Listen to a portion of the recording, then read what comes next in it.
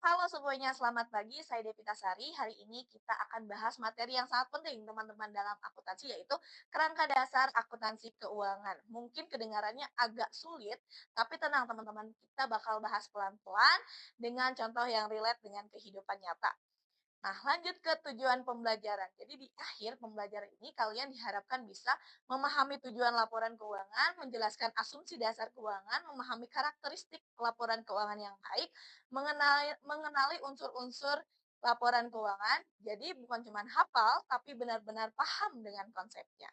Lanjut ke pengertian. Sekarang kita mulai dari pengertian dulu. Kerangka dasar akuntansi sebenarnya itu adalah panduan atau aturan dasar dalam menyusun laporan keuangan. Ibaratnya kayak kalau misalnya kalian membuat konten TikTok atau Instagram, pasti ada konsep atau guideline biar kontennya bisa rapi dan enak dilihat kan.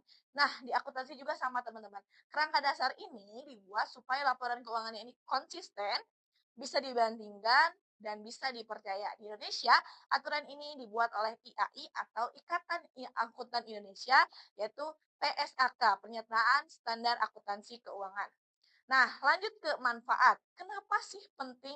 Karena kerangka dasar ini membantu pertama menyusun laporan keuangan dengan benar, membuat laporan lebih konsisten, meningkatkan kualitas informasi, dan yang paling penting membantu pengambilan keputusan. Contohnya nih, kalau kalian punya bisnis kecil-kecilan, misalnya jualan online, laporan keuangan yang rapi bisa bantu kalian tahu kita tuh untung atau rugi sih gitu. Lanjut ke tujuan laporan keuangan. Jadi tujuan utama laporan keuangan adalah memberikan informasi seputar posisi keuangan, kinerja keuangan, dan arus kas.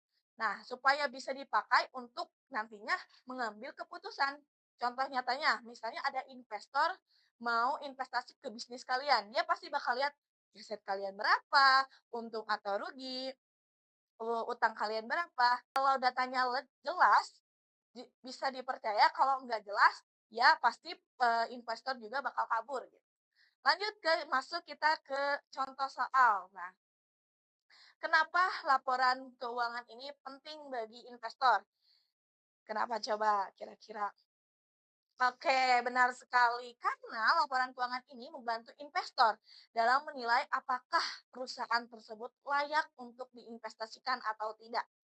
Oke, teman-teman, kita masuk ke asumsi dasar. Nah, sekarang kita masuk ke asumsi dasar, ada dua hal yang penting. Yang pertama adalah going concern atau kelangsungan usaha. Artinya, perusahaan dianggap akan terus berjalan. Contohnya nih, kalau sebuah perusahaan masih beroperasi, kita anggap dia akan tetap dari masa depan, jadi laporan keuangannya dibuat untuk jangka panjang, bukan mau tutup besok. Gitu. Lalu yang kedua adalah accrual base atau dasar akrual. Ini penting banget teman-teman. Transaksi ini dicatat bukan saat uangnya diterima atau dibayar. Contohnya nih, kalian jual barang hari ini, tapi kalian bayarnya minggu depan. Menurut akuntansi, pendapatan pendapatan tersebut tetap dicatat hari ini gitu, sesuai dengan yang masuknya hari ini. Lalu lanjut ke contoh soal yang kedua. Nah, soalnya itu adalah sebuah toko menjual barang tanggal 1 Mei, tapi pembayarannya ini diterima pada tanggal 10 Mei. Kapan sih pendapatan ini dicatat? Kira-kira benar sekali. Pendapatan ini dicatat pada tanggal 1 Mei. Karena apa? Karena menggunakan dasar akrual. Lalu kita lanjut ke karakteristik laporan keuangan. Nah, supaya laporan keuangan itu berkualitas, ada beberapa karakteristik. Yang pertama, relevan. Informasi harus berguna untuk pengambilan keputusan. Lalu yang kedua, representatif tetap. Data harus jujur, lengkap, dan tidak menyesatkan. Yang tambahan bisa dibandingkan, bisa diverifikasi, tepat waktu, dan mudah dipahami. Contohnya, kalau laporan keuangan terlalu ribet sampai orang nggak ngerti, itu berarti belum memenuhi karakteristik yaitu dapat dipahami. Lanjut ke materi berikutnya yaitu unsur-unsur laporan keuangan. Nah, kita bahas unsur-unsur yang pertama.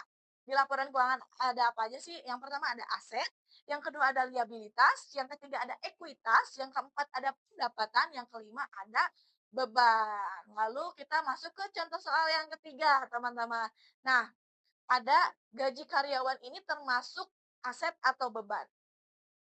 Benar sekali. Jadi, gaji karyawan ini termasuk ke dalam beban karena itu adalah pengeluaran perusahaan.